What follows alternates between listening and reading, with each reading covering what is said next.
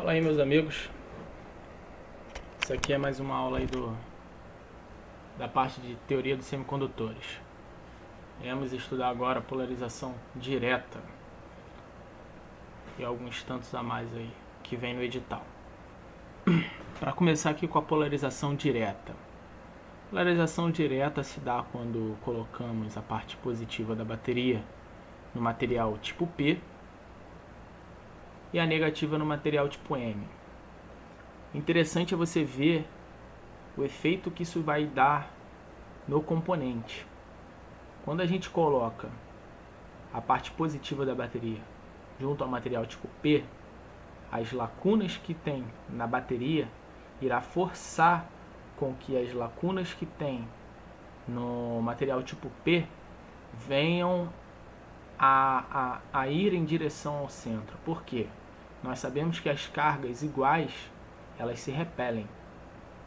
Então, vai fazer com que a bateria vai fazer com que haja uma corrente em direção ao centro. A mesma coisa irá acontecer com a parte negativa em relação aos elétrons.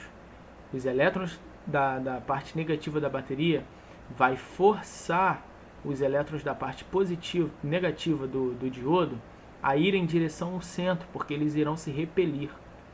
Isso vai fazer com que haja uma diminuição em ambos os lados da camada de depressão.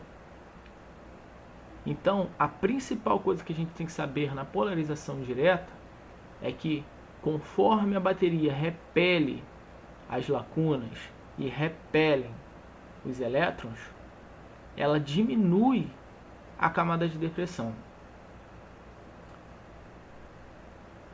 Então, entenda que a polarização direta é a parte positiva no anodo. Eu não sei se eu falei até agora que a parte positiva do diodo se chama anodo. É muito importante gravar isso. Positiva, anodo. Negativa, catodo. É só lembrar que a parte negativa ela tem essa barrinha aqui e se chama catodo. Então, polarização direta, positivo da bateria no tipo N, no anodo, negativo da bateria,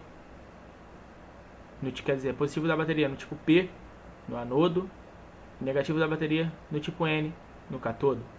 Essa aí é a principal coisa que a gente tem que entender, e que ocorre uma diminuição na camada de depressão porque irá repelir aqui os elétrons e aqui as lacunas.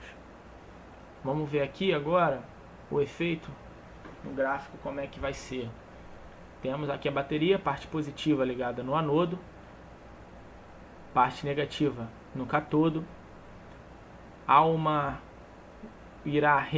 bateria irá repelir as lacunas, e aqui no caso os elétrons, em direção ao centro. Isso vai gerar uma diminuição da camada de depressão. Quando no caso aqui de um silício chegar ao potencial de 0,7 volts, essa camada de depressão ela irá sumir, fazendo com que esse elétron agora enxergue essa lacuna, e que eles agora que estão próximos, essa lacuna venha atrair o elétron em direção a ela, fazendo com que ele venha em direção à lacuna, gerando em si uma corrente, porque nós sabemos que uma corrente é um fluxo ordenado de elétrons. Já na polarização reversa, nós temos o contrário. Primeira coisa que nós temos que perceber, e eu quero enfatizar que quem está visando a prova de especialista sempre tem que se ligar nessas diferenças, nesses detalhes. Se em um nós tínhamos o potencial positivo no positivo e negativo no negativo, agora a gente vai ter o oposto. A parte negativa da bateria ou da fonte de tensão irá estar no tipo P, no anodo. E a parte positiva da bateria estará no tipo N, no catodo. Se antes ele repelia porque era de potência, eles eram iguais, de cargas iguais, agora eles atraem, porque são cargas opostas. Aqui na bateria nós temos a carga negativa. O tipo P ele tem lacunas, que são cargas positivas. então ela irá se atrair, ela irá atrair-se em direção à bateria. A mesma coisa ocorrerá com os elétrons. O elétron ele tem cargas negativas. A bateria aqui ele está ligado com carga positiva, porque está reversamente. Isso fará com que o elétron seja atraído pela bateria. Então isso vai gerar um aumento na camada de depressão. Se antes gerava uma diminuição na camada de depressão ao ponto dela sumir, agora vai gerar um alargamento da camada de depressão. Essa é a principal coisa quem está visando a prova de especialista de aeronáutica, a entender os detalhes, as diferenças entre um e outro. Aqui nós temos escrito aqui uma corrente de saturação. É como se fosse... É porque mesmo no material N nós temos lacunas geradas pelos portadores minoritários. A gente vai estudar isso agora. Isso. AIS. AIS seria uma corrente de saturação reversa. Como ela funciona? Pelo simples fato de no material tipo N, por mudança de temperatura principalmente, gerar portadoras minoritárias. E no material tipo P também gerar portadoras minoritárias. Está vendo que nós temos um elétron aqui? Então, para esse elétron, você não concorda que ele vai estar polarizado diretamente, porque eu tenho negativo no negativo, não mais negativo no positivo. Isso fará com que esse elétron ele vá em direção ao centro. E a mesma coisa essa lacuna, positivo no positivo, fará com que essa lacuna vá em direção ao centro. E isso vai gerar a chamada corrente de saturação reversa. É uma corrente no silício em si, acho que é uma corrente que é na casa dos nanoamperes. Claro que ocorrerá um fato que aumentará essa corrente, que nós vamos estudar à frente. Outra corrente que ocorre, que é gerada através da polarização reversa, é chamada corrente de fuga. É a corrente que ela é pela superfície do cristal. É uma corrente que ela vai atravessar através da superfície do cristal. Nós vamos ver agora graficamente ela. Temos aqui a curva característica do diodo. Aqui é ele polarizado diretamente. Quando o diodo está polarizado diretamente, aqui nós temos 0,7 volts, no caso do silício. Enquanto você não tem o 0,7 volts, ele não conduz. Ao momento que você tem o 0,7 volts, ele começa a conduzir e aumentar a corrente que passa por ele. Tá vendo? Quanto maior a tensão, maior a corrente que vai atravessar por ele.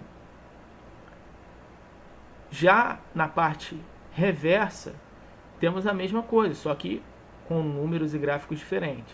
Nós temos uma corrente muito curta, olha a diferença aqui, ó, muito curta, que ela vai aumentando conforme vai aumentando a tensão. Reversa. Quanto maior em módulo, cara, falando em módulo, quanto maior a tensão reversa, maior vai ser a corrente de fuga e a corrente de saturação, porque maiores serão os portadores minoritários. E vai chegar um momento que vai acontecer isso aqui, ó, na tensão de ruptura. A tensão de ruptura é a tensão com que rompe o diodo. Temos um componente que ele trabalha nessa região aqui, que a gente vai ver mais para frente. Mas essa tensão de ruptura, ela gera esse aumento súbito aqui, ó. Na tensão de ruptura a gente gera um aumento súbito de corrente, que é chamado de efeito avalanche. O que é o efeito avalanche? É esse aumento aqui, ó, súbito de corrente na região de polarização reversa. Consegue entender aqui, ó, um aumento súbito de corrente na polarização reversa, na região de polarização reversa. A velocidade dos portadores minoritários responsável pela corrente de saturação reversa, e essa também aumentará. Então aqui ocorre um aumento muito grande de portadores minoritários, fazendo com que haja essa corrente. Um efeito interessante para a gente verificar aqui, só a nível de conhecimento, porque a gente vai estudar isso mais a fundo quando ver Zener, é que o Zener ele trabalha nessa região de polarização aqui, ó, reversa. Então, o que eu quero que entenda agora é que essa região aqui é a chamada região Zener. Somente isso. Bom, agora na próxima aula aí a gente vai ter uns exercícios desse assunto aí da teoria de semicondutores. Todos pegam da prova, entendido? Pra gente verificar aí como é cobrado esse material na prova. Então, valeu, até a próxima.